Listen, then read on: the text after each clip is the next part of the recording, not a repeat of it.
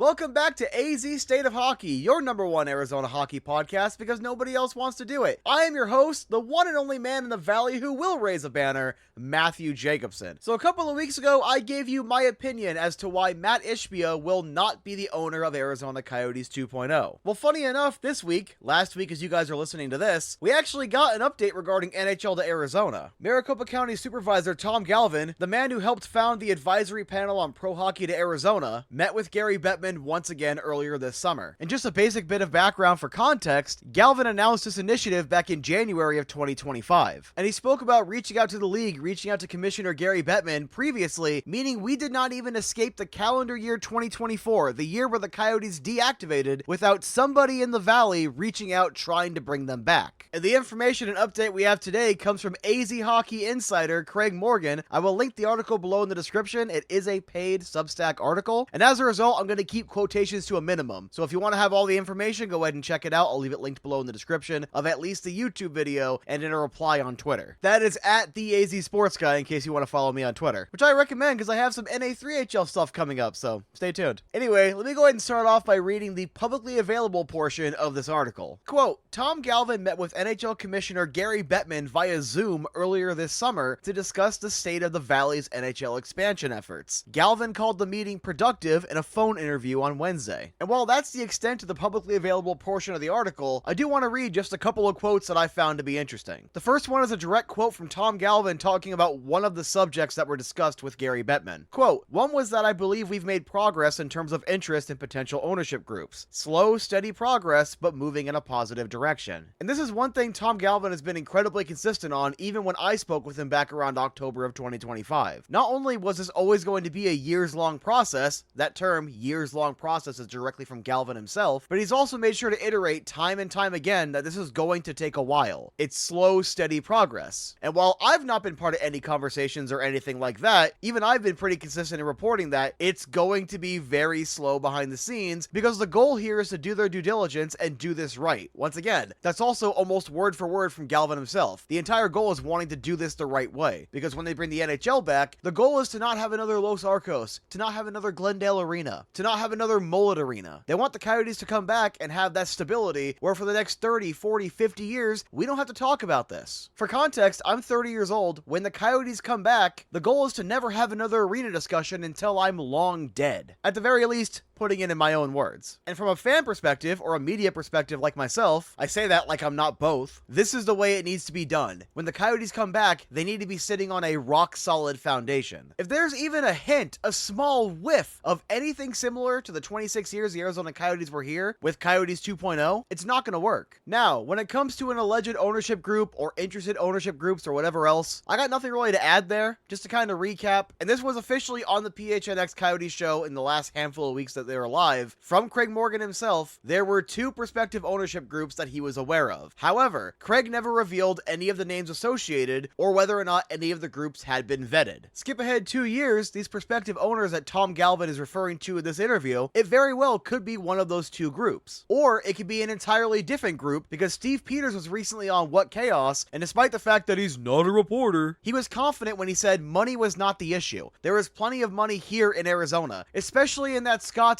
Paradise Valley area. I'd even add Chandler. And as someone who's had multiple construction jobs, including a job at the house of a former executive for an Arizona sports franchise, I've seen it with my own 2 eyes. These are the parts of town that I don't feel comfortable in because it is really bougie. So even though I was not present for a single one of the conversations that Steve Peters is referencing on that podcast, not only do I believe him because Petey's never lied to me, but I've seen it. There is a lot of money in the East Valley. And to give the devil himself just a little bit of credit, Alex Morello was 100% right when he said Arizona could be top among the league in terms of revenue. Hell, even anyone who went to a weekend or a playoff game in Glendale would know, even being that far out and that inconvenient, there is a desire for hockey here. We don't have enough ice rinks and they can't build them fast enough. We do not have enough ice time. There are existing ice rinks attempting to bend over backwards to add more ice sheets. You have brand new arenas like Fire and Ice Arena, which will host an NA3HL team. You have a new arena going up down in Tucson. Not to mention that brand new NA3HL team and all the collegiate hockey here, whether it's NCAA or ACHA level. Or the USHL, which is coming to town both in northern Arizona and in the Valley in 2027-28. The hunger is here. The money is here. The market is showing that the demand is here. Even anyone following ASU hockey knows that the demand is here. And businessmen can see that. When there's money to be made, especially in a massive market like this, as well as a solid TV market like Phoenix, there will always be someone who has money who's like, you know what, I could use some more money. Not that PD needed me to confirm any of this, because obviously PD's a much bigger name than I am and he has more connections, but I'm telling you, he is not wrong. And that brings us to the next topic and the second quote that I want to talk about, and that's the arena location, because that is always going to be the number one issue with trying to bring the Coyotes back. It was the number one issue in trying to keep the Coyotes here in the first place. So Craig Morgan mentions a couple of things, so I'll talk about the publicly available part first. Former Mesa Mayor John Giles might be integral to what's going on here with the future of the Coyotes. Back in 2023, after the TED was rejected by the voters of Tempe, Giles was among a handful of local politicians who were like, hey, maybe the Coyotes could play here. And again, at the time, he was the mayor of Mesa. And the number one location that was speculated or mentioned or whatever else was the Fiesta Mall. Or I should say, the former site of the Fiesta Mall. Because demolition of the roughly 80-acre property began in July of 2023, and it is not currently standing anymore. And look, I'd kind of hope so because it has been 3 years. However, with John Giles reportedly being the running mate for Katie Hobbs' re-election campaign as governor, he's going to be in a higher office with a little more power, but more importantly, potentially a lot more influence, which could play a key contributing factor to trying to find a location for the Coyotes to build on, and it could have some relation to that Fiesta Mall location. But before discussing further, here's what Tom Galvin told Craig Morgan. We're really looking hard at potential land options with all of their pros and cons, but also being fully aware that the last time there was a potential project, it went for a vote in Tempe. So we have to keep all those thoughts in mind. It's a bit of a partial quote, but again, if you want the full context, you have to go read the article. But the more interesting part to me is that Craig Morgan then referenced a previous article he wrote that went over potential locations for the Coyotes to build on, and then specifically mentioned John Giles. There really wasn't much more context than that, but considering how the Fiesta Mall was mentioned in that article, or at least the location the Fiesta Mall used to sit on, I thought that was interesting. And considering how one of my side quests throughout the summer as I'm waiting for hockey season and college football season was covering Phoenix Rising FC, I have spoken to a couple of people about that site because one of the proposed plans is a soccer stadium because Phoenix, or at the very least the greater Phoenix area, is potentially courting an MLS franchise. Now, the current situation with the Fiesta Mall, back in December of 2024, the council approved the rezoning. In November of 2025, they formally approved the Palo District Theme Park District. It's a whole big thing that's way outside of the scope of my expertise, but it's there to essentially add some tax incentives for building multi-use developments. And alongside the proposed 25,000 seat multi-use soccer stadium, which reportedly is trying to get a women's professional team, but at the same time, if you have the women playing there, you can also have the men playing there. It's also supposed to have hotels, restaurants, retail, offices, residential development. But despite the fact that it's already been approved, construction still has not started. Construction was supposed to begin around mid-2026, or specifically summer of 2026. And last I checked, formal construction had not yet started. So right now, the 80-acre lot is still vacant. And look, the site is a little bit out there. I wouldn't exactly call it centrally located. I'd call it a little more so than Glendale, but not by much. And I visited the site myself a couple of years ago when my wife and I got bored and drove in the area. It's a little ways out there. But one of the main reasons I'm bringing it up is since delays have happened on that Fiesta Mall site, theoretically, it's entirely possible for a prospective NHL owner to come in and buy a portion of that land or have some sort of agreement to build an NHL arena next to the soccer stadium, thus creating the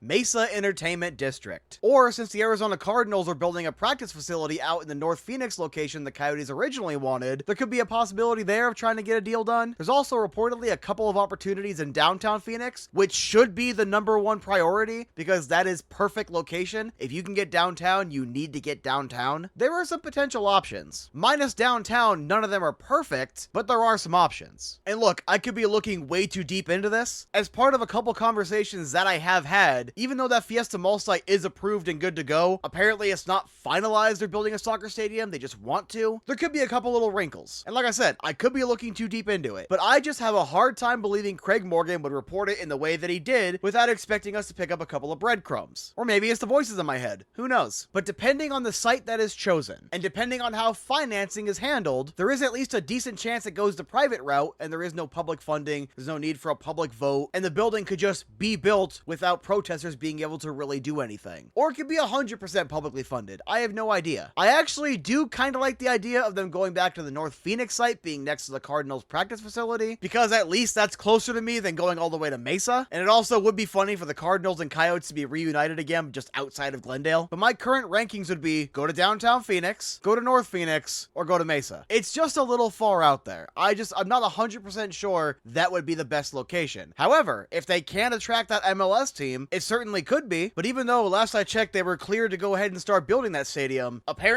it's not finalized or doing that with the land. I don't even know, man. Look, construction in the valley is so confusing and convoluted. I have no idea. I thought the site of the old Metro Center Mall still had a little bit of wiggle room, but apparently all 64 acres is spoken for. Which, side note, was a location that I liked and acknowledge that is probably the furthest west they could ever try. Because it's right there along the 17, it's accessible via the 101 as well as the 10. It's not nearly as far as Glendale. Like, it's a little more doable, even though they should stay in the East Valley and not go westward. But it's still technically in Phoenix. However, if they build in Mesa, look man, if Craig Morgan could drive from Gilbert to Glendale for well over a decade, I suppose I could make the pilgrimage from Surprise to Mesa. And in regards to downtown Phoenix, I've been saying this for years. Depending on how agreements are worded, you could always sign a new contract that absorbs the years from one contract and adds them to another. And while I'm pretty easy to dismiss because my name is nobody, I did recently read an article by an actual journalist saying something along the lines of, well, what if the Phoenix Suns didn't actually leave downtown? There could be a little bit of wiggle room, just saying. But then again, it could just be the voices in my head. But anyway, like I've been saying as long as I've been reporting on this, whether it's reading Tom Galvin's posts or watching his interviews or speaking with him myself, this was always going to be a years-long process, and you were never going to hear big massive developments or any news really until there was actually some news to share. But considering recent statements by Tom Galvin, including saying that they're farther along than other cities, which on one hand is most likely just him showing some confidence, but on the other hand, what if they are farther along? They've already found multiple potential ownership groups, they've already been looking at multiple sites. It's entirely possible a lot of these preliminary conversations could be a lot farther along than we think. Now obviously they're not going to begin play in 2028 or anything, but when it comes to what Petey predicted, 2030, that's not outside the realm of possibility. And despite the fact that I was starting to waver just a little bit, I was reconsidering my 5 to 7 year timeline, I'm going to stick to it. Now, to be fair, that original 5-year timeline, that 5-year exclusive window, was always contingent on Alex Morello not being a clown and being able to get the job done. But considering said clownery and not even making it to the land auction, that could have and potentially could still result in a longer timeline. But considering how confident Thomas Galvin has been recently, and contrasting that with how he's been talking since January of 2025, much more reserved, much more careful, I think there's smoke here. I don't see fire yet, but I can see smoke. And I would not be surprised at all if we actually got some substantial news over the next calendar year, because a lot of dominoes are starting to line up. And while that does not necessarily mean the job is done or it's nearing completion, from certain politicians getting in certain positions, to Shane Doan still not having a job in the NHL, to Thomas Galvin publicly becoming much more confident, I see some dominoes lining up. And I know I joked earlier, but I don't actually think these are just voices in my head. I see smoke, and if you can see smoke, there's usually fire. But with that being said, that's the update we have. I know we're all waiting for, here's the owner, here's the land, they begin construction on this date, but we're still a ways away from that. My personal prediction is over the next year, we're going to get at least one of those things, but you also got to think about just how fast this has already started to move. The Coyotes officially deactivated in April of 2024. Before the calendar year of 2024 even came to an end, Thomas Galvin already had at least one meeting with Gary Bettman, and Alex Morello had been out of the picture for months at that point. You get the formation of the committee in 2025, and now a little over halfway through 2026, we're getting some pretty decent updates. This has already been moving a lot faster than a lot of people thought it was going to. Even I'm a little surprised, and I'm the optimistic one. I'm the childhood diehard that just wants my hockey team back. I just so happen to have a voice in a podcast. So when you take a second to just kind of realize where you are and look back and see how far you've come, while the journey isn't over yet, we're a lot farther than you think. Potentially. We are potentially a lot farther than you think. And at the very least, we've hiked a substantial amount up this mountain. And in the meantime, there is a lot of Arizona hockey to talk about. From Arizona high school hockey, which hopefully I'll get to cover a few more games for JSN, and I'll talk about those couple of games on here as well, to ACHA college, to NCAA college, to the return of juniors with the NA3HL Phoenix Inferno this year, to the expansion of juniors in both Prescott and Phoenix for the 2027-28 season, with the USHL expanding with 2 different teams in this market. There is going to be plenty of hockey to talk about in the meantime, and it's only going to continue to grow go while this momentum naturally forms to bring the Coyotes back. And we're also at the point where, honestly, I no longer think it makes logical sense to go the AHL or ECHL route first anymore. There's so much hockey in the Valley, especially bringing back junior level hockey. I think at this point, minor leagues would actually devalue the hockey market here. I'm finding myself agreeing with Thomas Galvin a lot more. Shoot right for the NHL. That is the goal. Make that happen. And with Tucson adding one more year to the contract, we're also going to get to keep our minor league team down south for at least a couple more years. And while I haven't exactly been covering that team as much as I'd like to, I honestly don't know how much more I'm going to be able to cover them moving forward with just how much hockey is really going to blow up over the next 2 years in the Valley itself. These are exciting times. It doesn't feel like it. While you're waiting for that confirmation, you're waiting for the ground to break, you're waiting for the announcement, you're waiting for the Kachina and the Dome banner, and you're waiting for all of that to be moved into a new arena and the puck to drop and the expansion draft, and you're waiting for all that, it feels like it's going to take forever. It feels like it's not worth the wait, or it feels like it's never going to happen. But like I've said multiple times in this episode, we are further along than we think. And I'm not saying that to hype you up. Genuinely, do not get excited for the prospect of NHL hockey yet. We're looking at about 2030, and that's still pretty optimistic. I think it's realistic, but it's still pretty optimistic. But that does not mean the remainder of the 2020s is not going to be eventful in the Valley of the Sun when it comes to the greatest sport the planet has to offer. And I'm going to be right here talking about all of it because you know what? If no one else wants to do it, I'll be right here devoting as much of my time as I possibly can because it was worth it back in the AZ Sports Guy days, and my end goal is to take my child to an NHL game in the Valley of the Sun. And that's all I got for you. That's it for episode 2 of AZ State of Hockey. I'm going to be shooting for Mondays because obviously this is going up on Monday. The first episode went up on a Monday. They're just separated by a couple of weeks. Forget that part. But the goal is going to be Mondays, especially as we get into hockey season, because I'm going to be spending as much time as I possibly can covering the NA3HL team, ASU women's hockey, and if I can still get in, ASU NCAA men's hockey. I am Matthew Jacobson, otherwise known as the YouTuber formerly known as the AZ Sports Guy or the Banner Man himself, signing out. And remember, hockey belongs in Arizona.